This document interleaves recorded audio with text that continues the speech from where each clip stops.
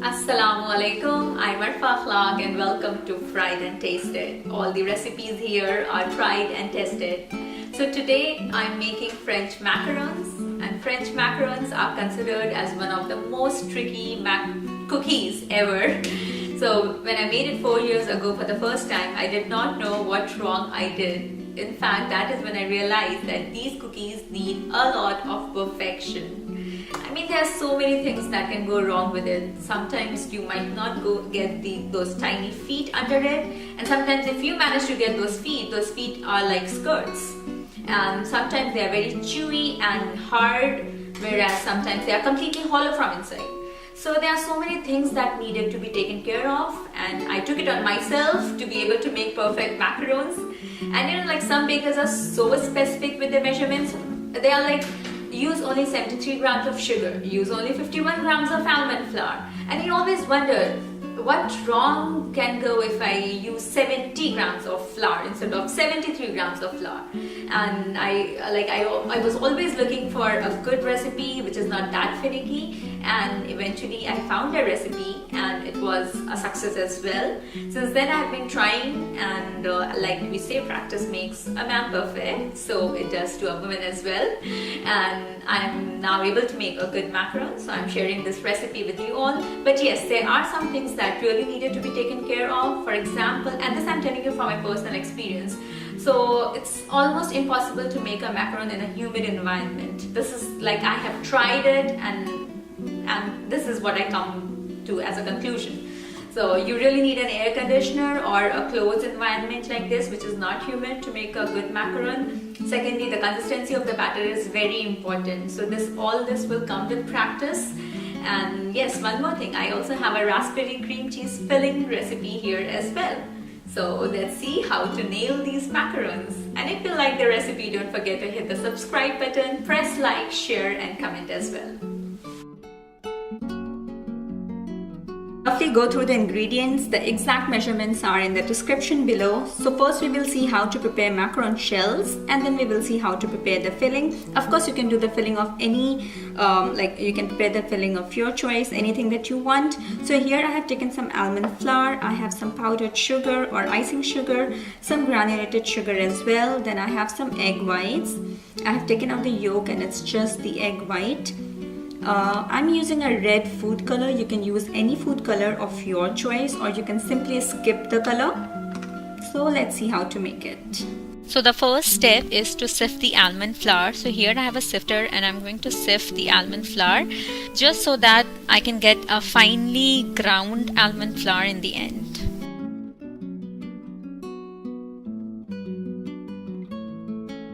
If there's a lot of discarded almond flour, then you might have to add a little bit more just to make sure that the measurement is not altered. Okay, so here I have the almond flour in this bowl. You might have to sift like a couple of times more just to make sure that it is really fine. And here I have taken the sifter again. Again I'm adding the almond flour in it, but this time I'm adding it along with the powdered sugar. And I'm going to sift both of it together once again to discard anything which is extra. If you have a food processor, it is recommended that you run both the almond flour and powdered sugar together once before sifting it. I have transferred the dry ingredients in another bowl, and here I have egg whites in a complete clean and dry bowl, and I'm going to whisk it until soft peaks are formed. Our egg whites are beaten into soft peaks now. You can look at the texture, it's a little bit runny. At this point, I'm going to add this granulated sugar in it along with whisking it until stiff peaks are formed. You can see that the stiff peaks are formed. And now I'm going to add some food coloring in it. Make sure that always add just gel food coloring, no powder, no liquid. And now I'm going to whisk it once again just for like 20 to 30 seconds until the color is well mixed. Now, after making sure that the color is well combined in it, I'm going to dump all the dry ingredients at once in the batter. And then I will start folding it. But as I'm folding, I'm also going to count how many folds I'm going to make. So I'm just going to scrape the sides of the bowl and then cut it in between. Initially, the batter will appear stiff, but after 10 to 20 folds itself, the batter will become more gooey. And this is how it looks like after around 30 folds. And you just have to repeat the same process, scrape the sides and then cut it in between.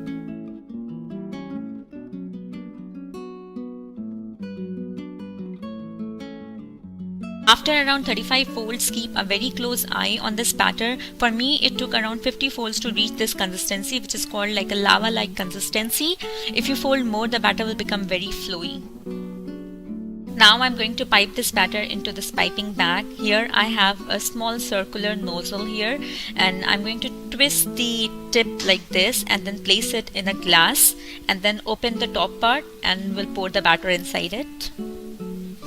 After transferring the batter here, I'm going to seal the top part with the help of a back clipper. This ensures that the batter does not ooze out while making any design.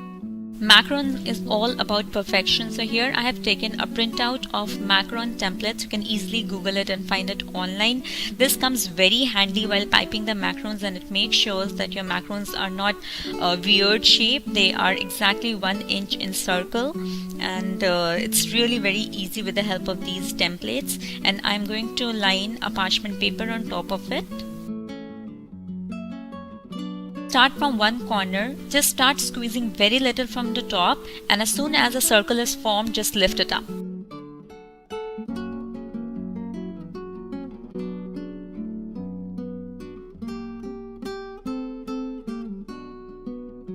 As I'm making macarons, you can see that it has a horn-like structure on top, but within a couple of seconds it smooths out. This shows that the batter has perfect consistency. You can see that the macarons have become a little larger in size, and now I'm just going to carefully slide off both the template so that I can use it next time as well.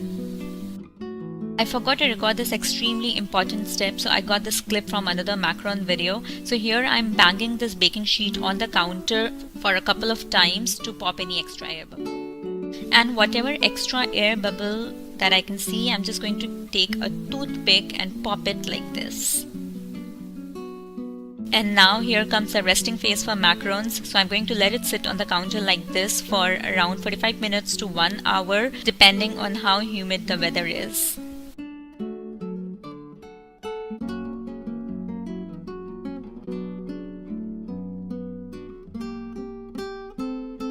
It's been an hour now, and I have already preheated my oven at 300 Fahrenheit or 160 degrees Celsius.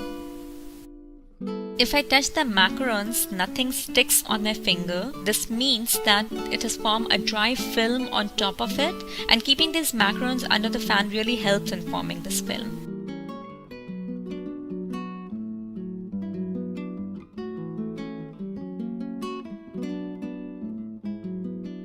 I have just taken them out of the oven, and look at this beautiful cute feet at the bottom of each macaron, and I'll just let it sit for around 10 minutes more.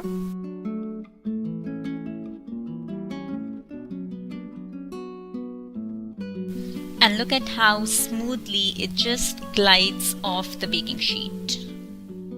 For the filling here, I have some frozen raspberry. You can use the fresh one. You can also use strawberry if you want.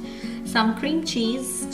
I'll just use a little bit of lemon in it. Some sugar and some butter. On a medium-high flame in a saucepan here, I have taken frozen raspberries along with some sugar, and I'll let it melt. I'm also adding some lemon juice in it, and I'll keep stirring and mashing it all the while. So this is how this mixture looks like after 10 minutes. You can see that it has become puree and it is bubbling hot, and I'll just turn off the flame and strain it. This is the strained raspberry puree, and I'll let it sit until it reaches room temperature. And now in a big bowl here, I have taken butter and cream cheese, and I'm going to whisk it until the batter becomes little airy. keep scraping the sides of the bowl, and this is how the end result looks like. And now I'm going to gradually add the raspberry puree along with whisking it together. And now my smooth cream cheese raspberry frosting is ready. I'm going to pipe it in the bag and then put it on the macarons. So I have frosted half of the macarons and rest of the macarons will go on top of it. So here, one more thing, that I've arranged the macarons in such a way that the same size macarons are close to each other, so that when we close them, they are even and they attach together properly. So here I'll just lift the macaron and place the other one on top of it very gently. And repeat the same process for the other macarons as well. And look at these beautiful, gorgeous macarons ready right at your home.